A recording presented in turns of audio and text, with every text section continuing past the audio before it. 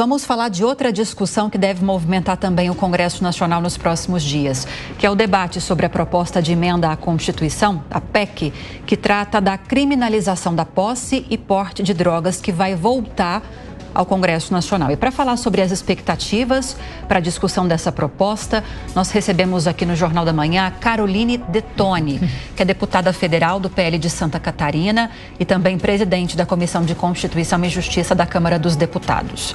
Bom dia, deputada. Bom dia, Lívia. Bom dia, Rafael. Bom dia a todos os telespectadores. Para contextualizar aqui para a nossa audiência, deputada, a gente lembra que essa PEC foi aprovada no Senado Federal em meados do mês de abril desse ano. Foi uma reação a um julgamento que estava acontecendo no STF sobre esse mesmo tema. O julgamento foi suspenso por um pedido de vista de Dias Toffoli, o ministro, e parou em 5-3 até então, pela descriminalização da posse e porte de maconha para uso pessoal. Agora, como que essa discussão deve tramitar, deve seguir na Câmara dos Deputados? Então, essa realmente foi uma reação do Congresso Nacional a esse julgamento, a partir de uma reunião que a oposição da Câmara fez com o presidente do Senado, Rodrigo Pacheco, tanto que o próprio Pacheco foi o autor da PEC 45 de 2023, né, para não liberar a posse da maconha, né?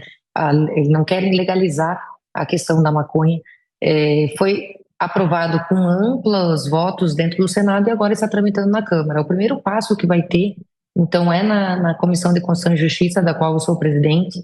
Nós já designamos o relator, deputado Ricardo Salles, para proferir o seu parecer. Está na pauta dessa terça-feira de amanhã.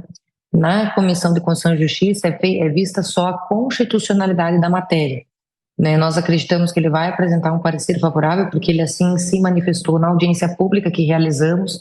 Nós já realizamos uma audiência pública na Comissão de Constituição e Justiça, onde ouvimos 3 representantes a favor da liberação e 3 representantes contra a liberação. Então agora está para vir o parecer dele no dia de hoje, ser protocolado para que amanhã a gente possa analisar na comissão. Realmente, nós entendemos que o Supremo Tribunal Federal está querendo fazer as vezes do Congresso Nacional ao querer definir entre a diferença entre usuário e traficante a questão da quantidade. Então, um dos anseios dos ministros é dizer, se nós estipularmos uma quantidade, vai poder ter um critério objetivo para diferenciar quem é usuário de quem é traficante. Na lei de drogas, hoje, no artigo 28, a gente já não tem uma punição de prisão para o usuário, né? E isso vai ser mantido na PEC. Só que liberar quem está portando maconha, isso a sociedade brasileira não quer. Existe uma pesquisa que diz que 67% dos brasileiros estão contra a liberação da maconha. Então, essa vontade, o Congresso Nacional, ao longo dos anos, sempre manteve a vontade da sociedade brasileira. E nós não entendemos que o Supremo Tribunal Federal não pode querer estar acima da vontade da nação brasileira. Por isso que essa PEC foi sim uma reação, e nós entendemos que na Câmara ela também vai ter a ampla aprovação dos deputados. Deputada, se a gente deixar de lado, bom dia, antes de mais nada, deixar de lado essa questão institucional, que é muito importante, né? Mas se a gente deixasse de lado essa questão, a senhora acha que essa discussão está sendo feita com a cautela necessária para a gravidade que ela demanda, para a gravidade que o assunto requer? Ou ficou muito essa coisa de não, tem de dar uma resposta porque o Supremo acha que é o Congresso, então vamos responder? Não corre o risco da gente resolver um problema ou tentar resolver um problema grave demais no exercício da raiva, digamos assim, ou da vontade de dar uma resposta e dizer não é assim, sou eu que faço, não é você? Não, na verdade, eu entendo que essa questão já estava consolidada pela legislação, porque o artigo 28 da Lei de Drogas, como eu falei, ele já repreende o usuário, mas dá apenas alternativas, que começa com a advertência, prestação de serviço à comunidade para quem é usuário. Então, essa questão, desde 2006, quando foi aprovada a lei, já estava consolidada. O que o Supremo quis fazer quase 20 anos depois é querer dizer assim, olha, já que já não é repreendido como se fosse com a prisão, então por que não liberar a maconha, né? Porque esse julgado, eles trata apenas da maconha, e os ministros entenderam que não vão ampliar a discussão para abranger outras drogas. E aí os ministros, então, querendo tirar uma questão que já está em tese consolidada e que tem a devida repreensão, embora não seja enérgica, como no caso dos traficantes, eles querem, então, já partir para um segundo passo, que seria a liberação. Só que essa liberação nós entendemos que ela vai causar problema à propriedade, porque daí o usuário normalmente ele furta para poder sanar o seu vício, né? Pode ver a questão da Cracolândia, que de tempos em tempos eles assaltam o comércio local, há pequenos furtos para poder manter ali o uso, né? É um problema de segurança pública, é um problema de saúde pública, porque em torno de uma década o SUS gastou 7 bilhões de reais com viciados em drogas. Então, a gente tem um problema de saúde pública, sim, a ser enfrentado, a questão do combate às drogas. Foi feita uma pesquisa também entre a própria juventude, aumentou o número para 55% da juventude que é contra a descriminalização da maconha, porque os próprios jovens veem os danos que ela causa, não só ao usuário, mas também às famílias. Então, quem está promovendo esse avanço na questão dos costumes, querendo a liberação, foi o Supremo. E o Congresso está querendo manter a sua posição mais conservadora de não liberar geral, porque sabe que isso vai causar muitos danos à sociedade brasileira. Então, nós entendemos que essa resposta, na verdade, é em tese para manter o artigo 28, manter a repreensão também ao usuário. Amanda? Presidente, bom dia, prazer em falar com a senhora. Presidente, para a gente ampliar um pouco os temas, né? A senhora tocou agora nessas pautas de costumes e a gente viu que na semana passada o governo colheu uma série de derrotas justamente no que diz respeito a essas pautas, tanto o veto da fake news, a criminalização da fake news do ex-presidente Bolsonaro, que foi mantido pelo Congresso, como a saidinha de preso, o veto de Lula, que foi derrubado, né, num outro sentido. Como a senhora vê dos projetos? A senhora acha que esse segundo ano de mandato de Lula, com a senhora à frente da CCJ, pode ser uma oportunidade para encaminhar alguns projetos relativos à pauta de moral, costumes, família, e que projetos seriam esses? Quais seriam as prioridades na fila de votação? E já num outro sentido, emendando uma segunda pergunta, duas em uma, a senhora disse, assim que assumiu o cargo à frente da CCJ, que via a oportunidade para uma anistia do presidente Bolsonaro e dos condenados no 8 de janeiro, né? Restava saber quando seria o melhor momento, o melhor timing. Esse momento está se aproximando? Então, nós temos tido na CCJ várias vitórias, assim, com relação às pautas mais conservadoras. Primeiro, a gente tem que deixar bem claro, né, que nós elegemos a maior bancada do Brasil, né? Foram, na época, aí, quase 100 deputados, né?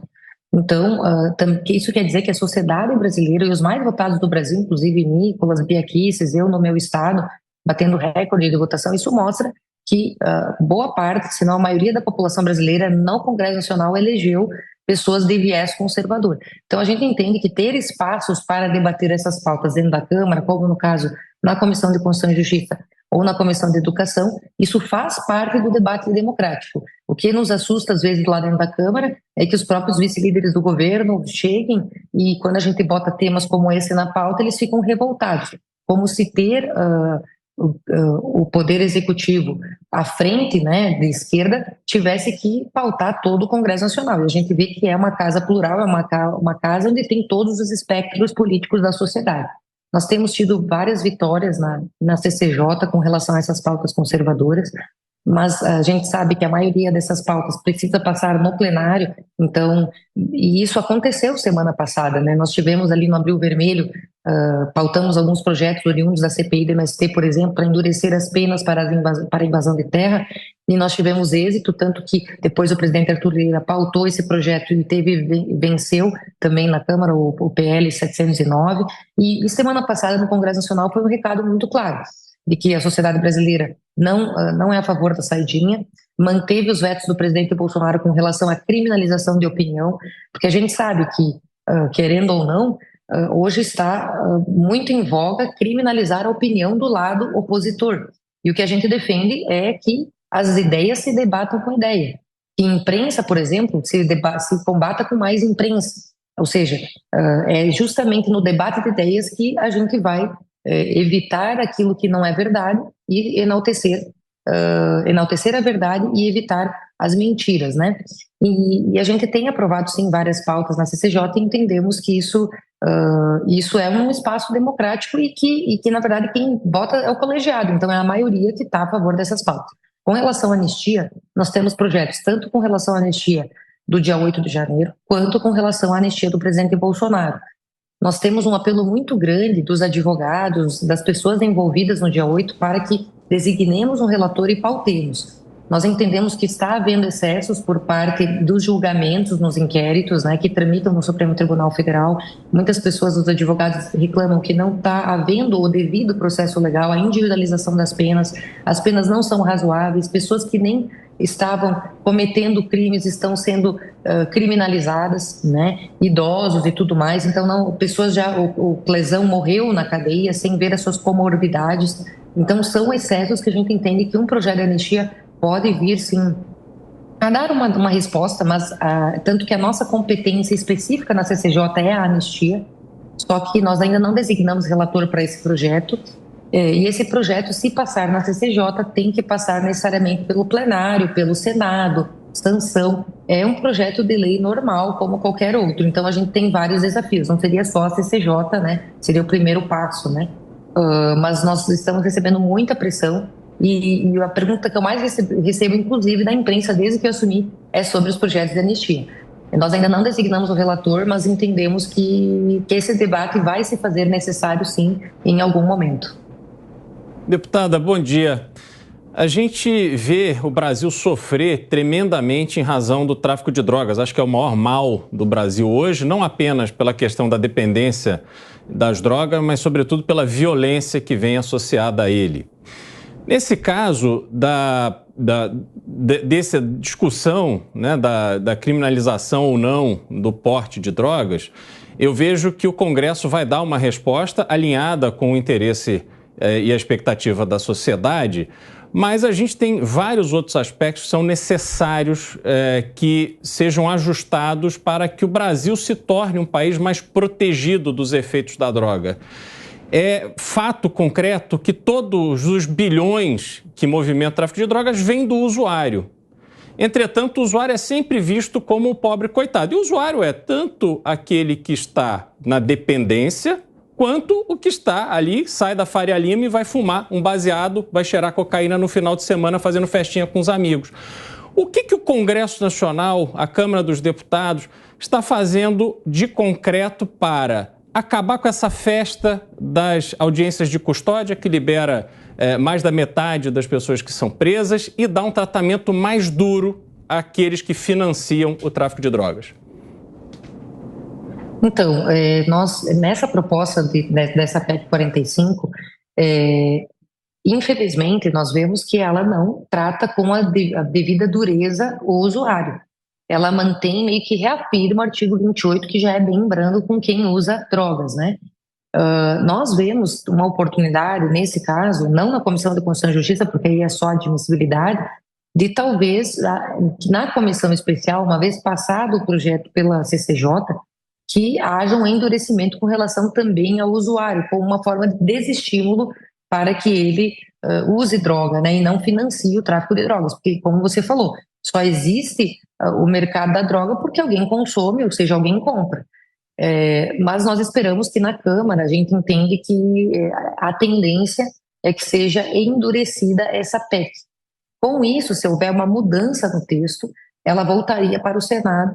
E aí é que a gente vai ver se há ou não esse interesse de voltar ao Senado ou desejar só aprovar, mantendo a criminalização, mesmo que as penas não sejam de prisão e sejam brandas, né? A gente vai seguir por aqui acompanhando essa discussão da PEC das drogas na Câmara dos Deputados. Queria agradecer a sua participação hoje, a deputada federal do PL de Santa Catarina e presidente da Comissão de Constituição e Justiça, Caroline Detoni. Boa semana, deputada. Muito obrigada. Muito obrigada, um grande abraço a todos.